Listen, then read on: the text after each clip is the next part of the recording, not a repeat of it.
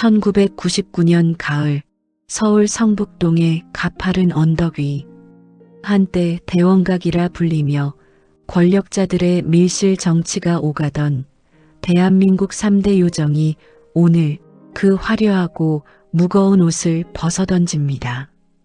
수천 평의 대지와 40여 채의 건물이 오직 한 노파의 결단으로 거대한 사찰 길상사로 거듭나는 날입니다. 수천 평의 대지 위로 흩날리는 것은 권력의 향기가 아니라 고요한 목탁 소리입니다. 법정 스님의 뒤를 따르는 노파 김영한. 이제는 길상화라는 법명을 받은 그녀의 주름진 손에는 낡은 손수건 한 장이 쥐어져 있습니다. 취재진의 카메라 플래시가 번뜩이고 한 기자가 다급히 마이크를 내밉니다. 군중의 시선은 한 노파에게 쏠립니다. 아흔을 바라보는 나이에도 꼿꼿한 기품을 잃지 않은 여인 김영한. 평생 진양이라는 이름의 기생으로 그리고 대원각의 주인으로 살아오며 1,000억 원이라는 막대한 부를 일군 그녀입니다. 그녀는 오늘 그 모든 재산을 법정 스님에게 시주하며 세상의 이목을 끌었습니다. 수십 대의 카메라 렌즈가 그녀의 주름진 얼굴을 쫓습니다. 한 젊은 기자가 숨을 헐떡이며 묻습니다. 할머니, 이 아까운 재산을 정말 아무 조건 없이 다 내놓으신 겁니까? 이 돈이면 세상을 다 가질 수도 있는데 후회되지 않으세요? 영아는 걸음을 멈추고 잠시 눈을 감습니다. 그녀의 귓가에는 기자의 질문 대신 60년 전 함흥의 찬바람을 뚫고 들려오던 한 남자의 목소리가 들려옵니다. 나타샤, 나를 사랑하느냐? 라고 묻던 그 나지막한 목소리. 그녀는 천천히 눈을 떠 기자를 바라봅니다. 입가에는 희미하지만 단호한 미소가 번집니다. 1,000억? 그까짓 돈, 그 사람의 시 한 줄만도 못해. 그 말은 탄식이자 고백이었고 한평생을 바쳐 지켜온 사랑에 대한 최종 보고서였습니다. 사람들은 1,000억이라는 숫자에 경악했지만 그녀에게 그 금액은 그저 숫자일 뿐이었습니다. 그녀의 가슴 속에는 북방의 시인 백석이 새겨준 문장들이 살아 숨쉬고 있었기 때문입니다. 영아는 자신의 전 재산을 내놓으며 단 한 가지만을 부탁했습니다. 매년 백석의 생일이었던 7월 1일이면 그를 기리는 음식을 조금 차려달라는 것이었죠. 그녀에게 이 거대한 땅과 건물들은 백석을 향한 그리움을 달래기 위해 지은 고독한 감옥이자 동시에 그를 다시 만나기 위한 기도의 제단이었습니다. 내가 죽으면 화장을 해서 눈이 많이 오는 날 길상사 뜰에 뿌려주오. 그 사람의 시처럼 흰 눈이 풀풀 나리는 날 그에게 가고 싶소. 이제 카메라는 멀어지고 시간은 거꾸로 흐르기 시작합니다. 1999년에 늙은 여인은 사라지고 1936년 함흥의 어느 시린 겨울밤, 가장 아름답고 눈부셨던 열정의 순간으로 우리를 안내합니다. 돈보다 귀한 시 한 줄, 그리고 목숨보다 뜨거웠던 사랑의 서막이 여기서 시작됩니다.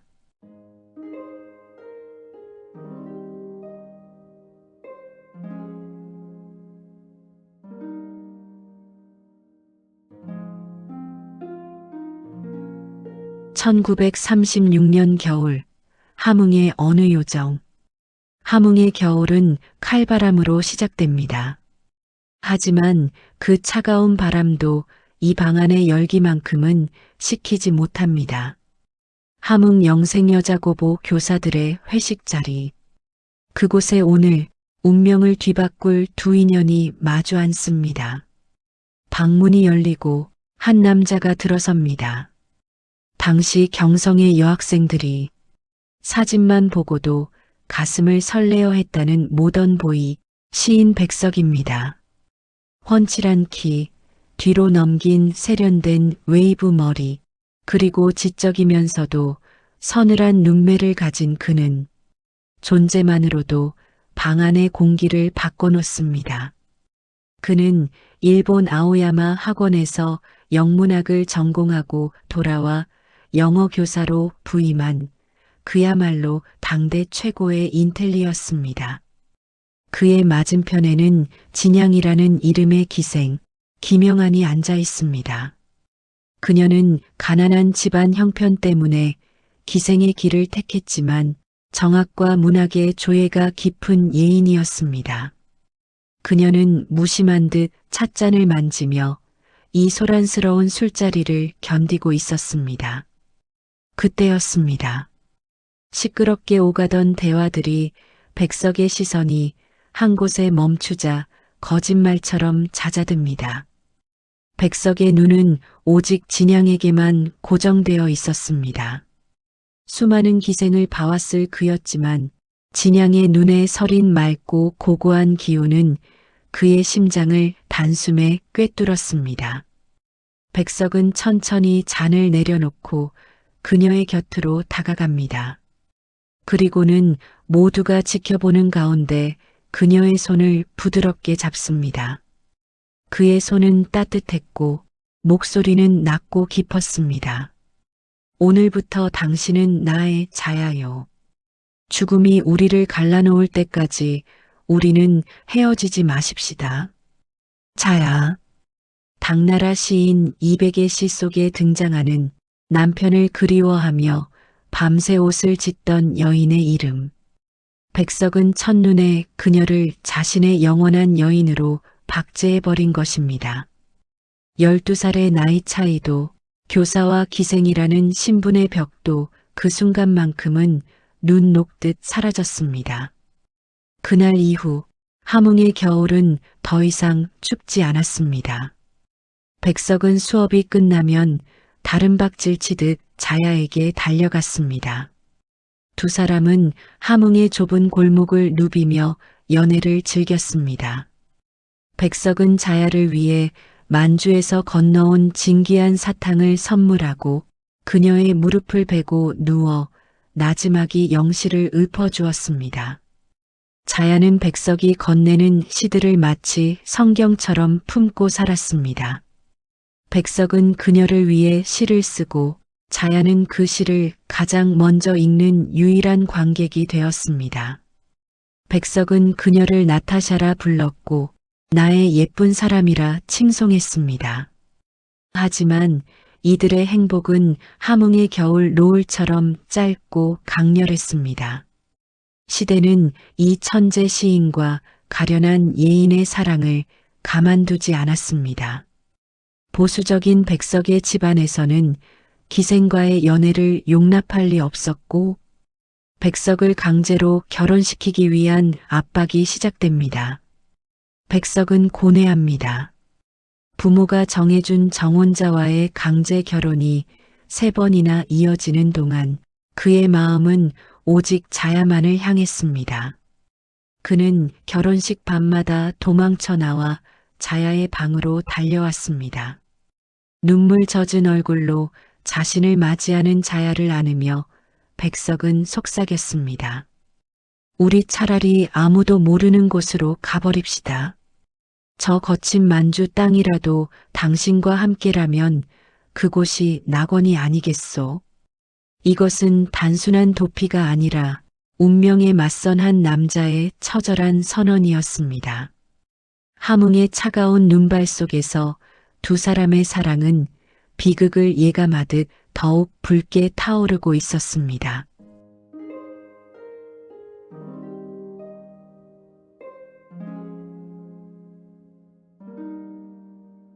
(1930년대) 후반 함흥의 겨울은 혹독했습니다.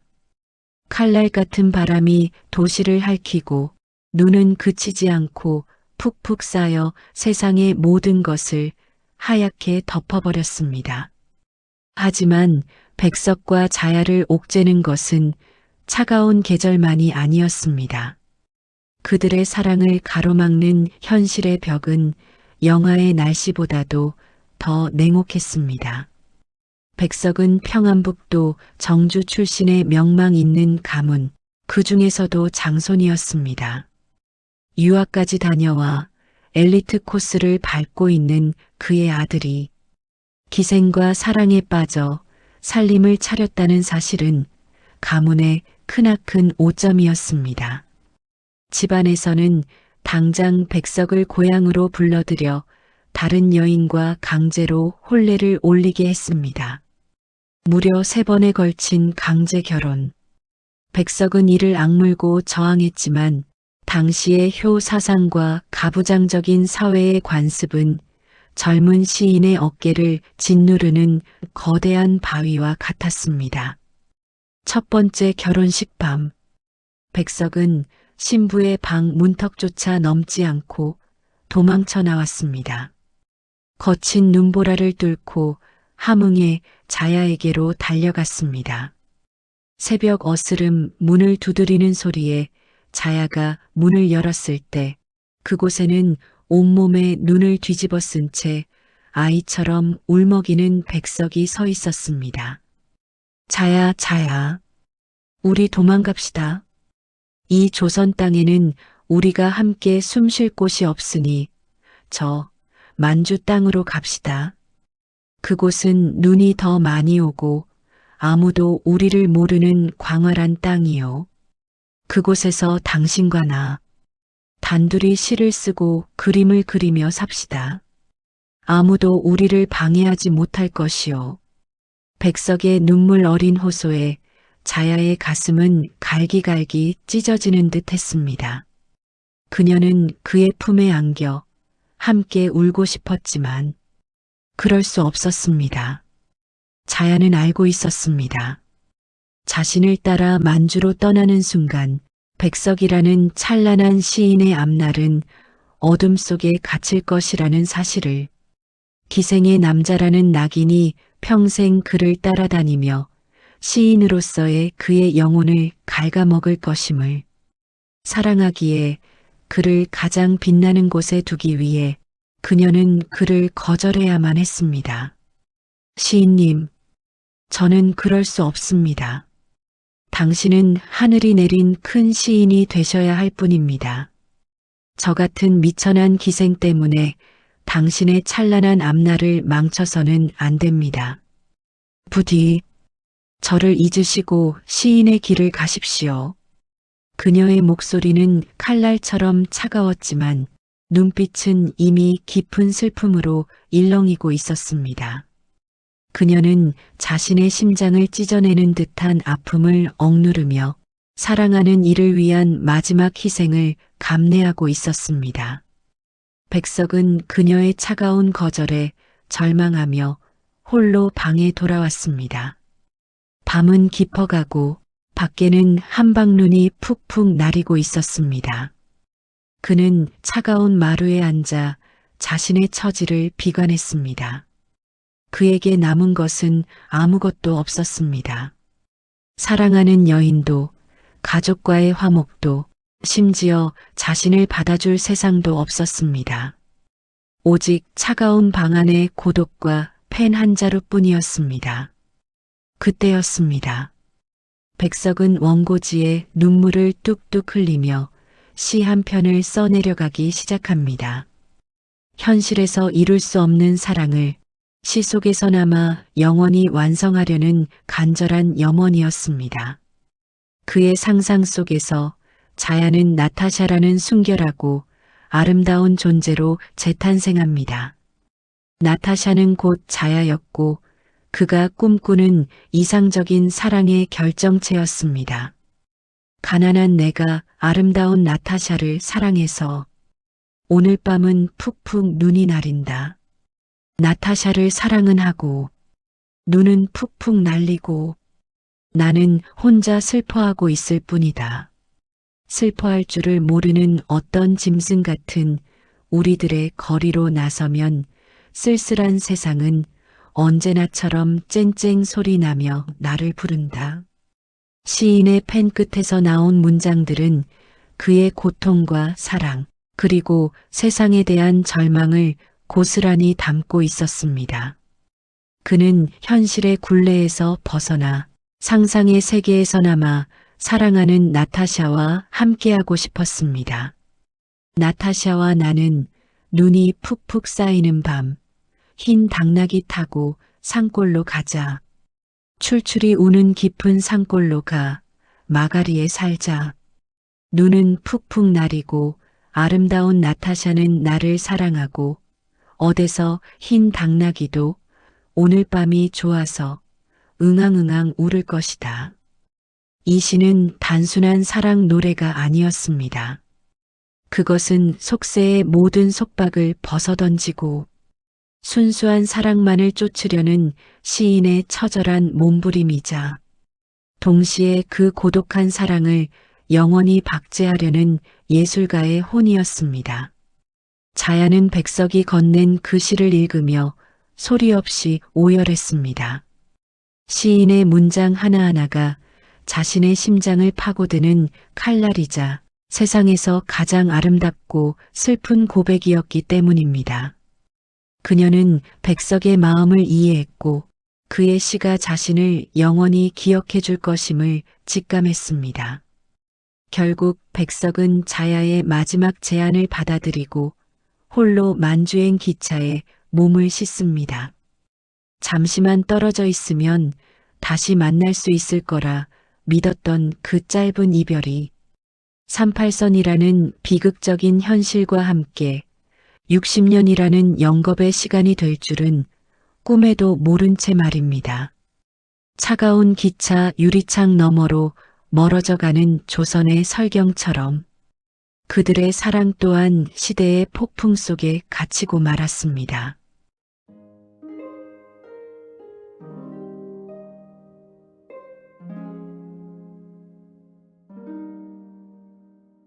(1940년대) 초 백석을 태운 기차는 웅장한 기적 소리를 내뿜으며 조선의 북쪽 국경을 넘었습니다. 차창 밖으로 펼쳐지는 만주의 광활한 대지는 끝을 알 수 없는 은색의 바다 같았습니다. 백석은 그 낯선 땅에서 자야와 함께할 마가리를 꿈꿨습니다. 하지만 그 곁에 자야는 없었습니다. 그는 안동세관에서 일하며 밤이면 낯선 이국의 별을 바라보며 시를 썼습니다. 그의 시구마다 자야의 숨결이 묻어 있었고 그는 곧 그녀가 자신을 따라 이곳으로 오리라 굳게 믿었습니다. 그러나 함흥에 남겨진 자야의 현실은 시보다 참혹했습니다. 그녀는 백석의 앞길을 막지 않겠다는 일념으로 그를 떠나보냈지만 그가 떠난 자리는 거대한 블랙홀처럼 그녀의 삶을 집어삼켰습니다. 자야, 나를 믿고 기다리시오라던 그의 마지막 약속은 그녀가 하루하루를 버티는 유일한 산소호흡기였습니다. 그녀는 생계를 위해 다시 기생의 길을 걷고 훗날 서울로 내려와 대원각의 전신이 되는 요정사업에 뛰어듭니다. 돈을 벌어야 했습니다. 백석이 돌아왔을 때 그가 시에만 전념할 수 있도록 튼튼한 울타리를 만들어주고 싶었기 때문입니다. 마침내 1945년 8월 한반도의 빛이 찾아왔습니다. 해방이었습니다. 자야는 이제 백석이 만주에서 돌아오기만 하면 모든 고통이 끝날 것이라 믿었습니다. 하지만 역사는 그들의 편이 아니었습니다. 해방의 기쁨이 채 가시기도 전에 한반도의 허리에는 38선이라는 잔인한 선이 그어졌습니다. 백석은 고향인 평안북도 정주로 돌아갔습니다. 그는 자야가 있는 남쪽으로 가려 했으나 북쪽의 정세는 급격히 변했습니다. 공산체제가 들어서고 남북의 왕래가 완전히 차단되었습니다. 자야는 서울에서 백석의 소식을 애타게 기다렸습니다. 지나가는 행인 중 훤칠한 키에 웨이브 머리를 한 남자만 보아도 가슴이 내려앉았습니다. 하지만 들려오는 소식은 없었습니다. 그리고 터진 6.25 전쟁. 포화 속에서 남과 북은 서로를 향해 총을 겨누었고 그 사이의 강은 건널 수 없는 피의 강이 되었습니다. 전쟁이 끝난 후 휴전선은 거대한 절벽이 되어 두 사람을 가로막았습니다. 북쪽의 백석은 부르주아적 잔재가 남은 시인이라는 비판 속에 시쓰기를 강요받거나 절필당하는 고초를 겪었습니다. 그는 자야를 향한 그리움을 시에 담을 수조차 없었습니다. 그는 양강도 삼수갑산의 집단 농장으로 유배되어 거친 흙을 파고 양을 치는 농부의 삶을 살아야 했습니다. 화려했던 모던 보이 백석은 그렇게 북녘의 찬바람 속에서 늙어갔습니다. 남쪽의 자야는 성북동 대원각의 주인이 되어 막대한 부를 쌓았습니다. 그녀의 요정에는 당대 최고의 정재계 인사들이 드나들었지만 그녀의 마음은 언제나 텅 비어 있었습니다. 그녀는 화려한 한복을 입고 손님을 맞이하면서도 속치마 안쪽에는 백석이 함흥에서 써준 시집을 품고 있었습니다. 그녀는 평생 다른 남자를 곁에 두지 않았습니다. 사람들은 그녀를 철의 여인이라 불렀지만 그녀는 그저 60년째 첫사랑을 기다리는 어린 소녀 나타샤일 뿐이었습니다. 시인님, 거기도 눈이 옵니까? 여기 성북동에도 당신이 좋아하던 흰 눈이 내립니다. 당신은 지금 어디서 누구를 보며 내 이름을 부르고 계신가요? 자야는 백석의 생사조차 알지 못한 채 빛바랜 그의 사진 한 장을 붙들고 수만 번의 밤을 지새웠습니다. 38선은 단순한 국경이 아니라 청춘을 앗아가고 사랑을 박제해버린 잔인한 형벌이었습니다. 편지 한 통, 목소리 한 번 전할 수 없는 60년의 세월. 그 세월 동안 두 사람은 서로를 향한 그리움을 유일한 생의 동력으로 삼아 각자의 지옥을 견뎌내고 있었습니다.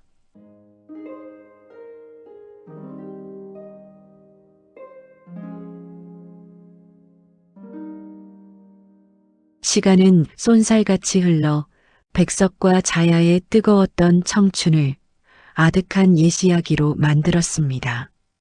1990년대 후반 아흔을 바라보는 자야 김영아는 쇠약해진 몸으로 길상사 요사체에 머물고 있었습니다.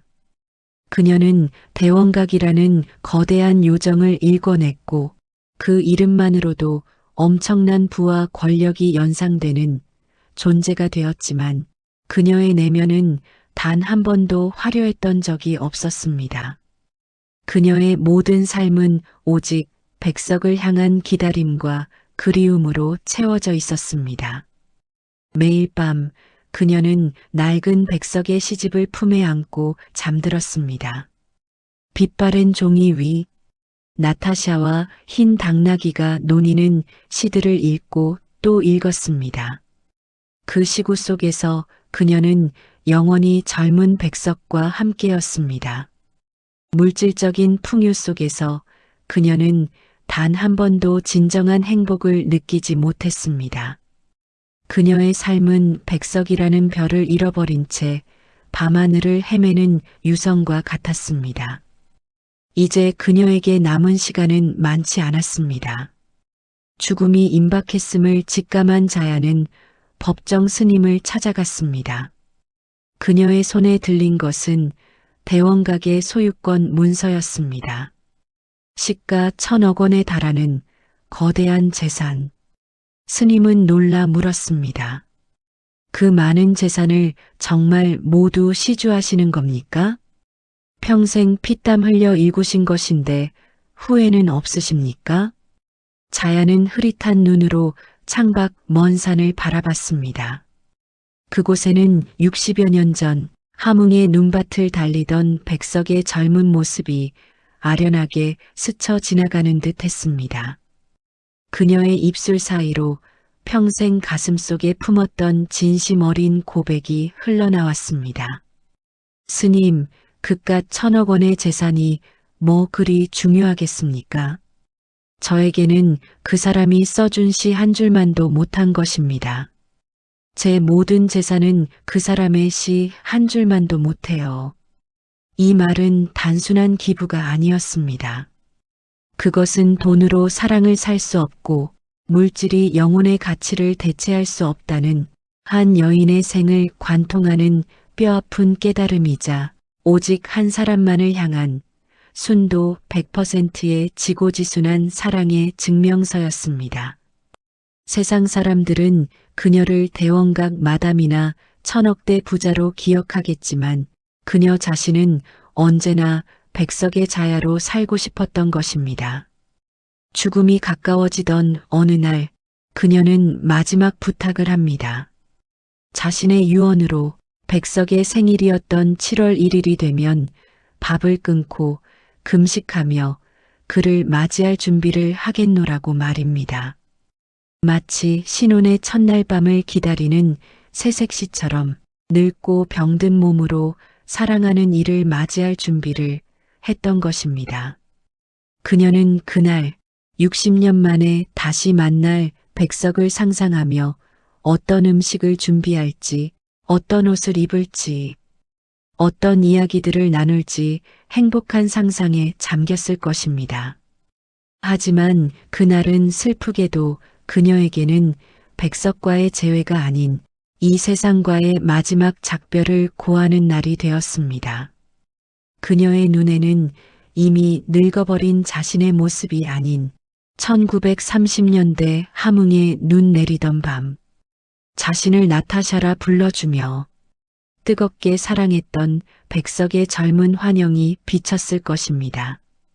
자야, 나를 사랑하느냐? 속삭이던 그의 목소리가 귓가에 맴돌았을 것입니다.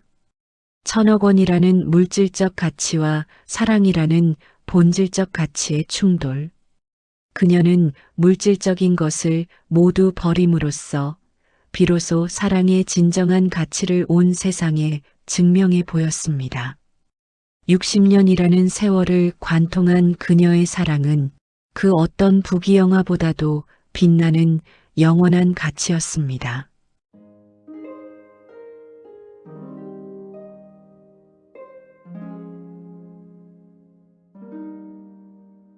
시간은 흘러 2000년. 서울의 겨울은 유난히 차갑고 건조했습니다. 90의 나이로 긴 기다림을 마친 김영한 자야는 마침내 백석을 향한 60년의 여정을 마무리하고 영원한 안식에 들었습니다. 그녀의 유해는 유언에 따라 길상사 경내 법정 스님의 처소와 가장 가까운 뜰에 뿌려졌습니다. 생전에 그녀가 가장 평화롭게 느꼈던 곳, 그리고 백석의 시처럼 눈이 푹푹 내리는 날 그에게 가고 싶다는 그녀의 마지막 소원이 이루어지는 순간이었습니다. 장례식 날 하늘은 거짓말처럼 무표정했습니다. 차갑고 잿빛 하늘은 노파의 마지막 가는 길을 배웅하듯 아무 감정 없이 묵묵히 그 자리에 있었습니다.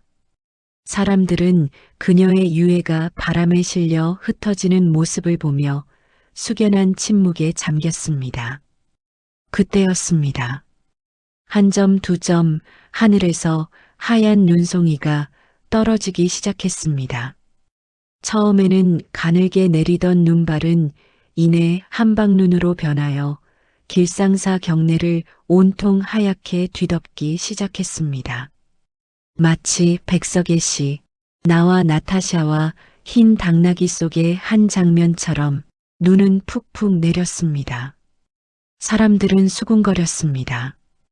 김영한 보살님, 평생을 그리워하던 백석 시인을 만나러 가는 길인가 봐.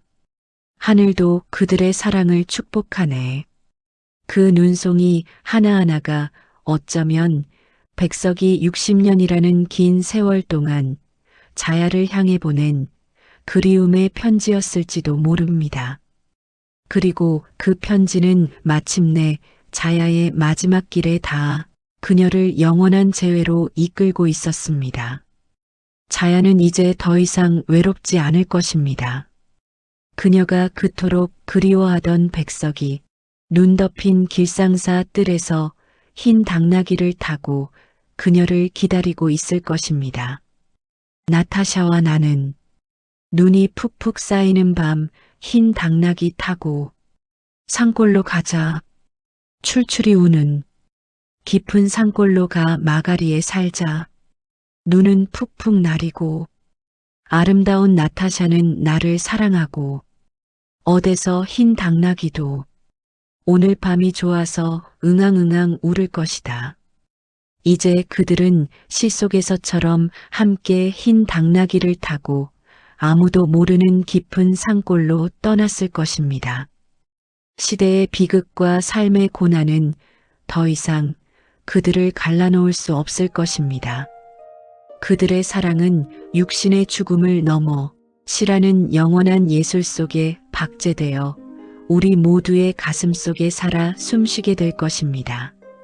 진정한 사랑은 시간이 지나도 사라지지 않으며 오히려 시간의 흔적 속에서 더욱 깊고 아름다운 빛을 발합니다. 백석과 자야의 이야기는 단순한 로맨스가 아닙니다.